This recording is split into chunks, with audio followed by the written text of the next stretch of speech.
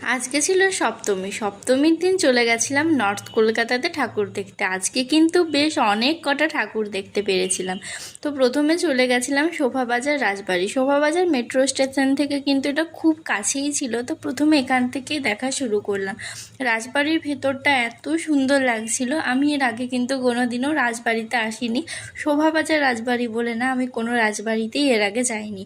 আর এখানের মণ্ডপটাও মানে প্রতিমাটা কিন্তু অনেক সুন্দর করেছিল, বাট অতটাও সামনে থেকে যেতে দেয় না, এখানেই কিন্তু লাস্ট। তো এরপর চলে গেছিলাম বার হয়ে জগৎ মুখার্জি পার্ক। ওটা কিন্তু শোভাবাজার রাজবাড়ি থেকে একদম 5 মিনিটের মতো টাইম লেগেছিল। জগৎ মুখার্জি পার্কের ভেতরে এত সুন্দর লাইটিংটা লাগছিল, যদিও বাইরের লাইটিংটা না খুব একটা বুঝতে পারিনি, কারণ এখন যেহেতু দিনের আলো ছিল, 4:30টার মতো জগৎ মুখার্জি পার্ক থেকে হেঁটে এসেছিলাম বাগবাজার সার্বজনীনে। এখানে কিন্তু প্রতি বছরই খুব সুন্দর প্রতিমা, সেই সাথে মণ্ডপটা করে। দেখতেই পাচ্ছ কি সুন্দর একটা মণ্ডপটা করেছে। আর এর আগে কিন্তু আমি বাগবাজার সার্বজনীনেও আসিনি, এবছরই ফার্স্ট টাইম আসছি।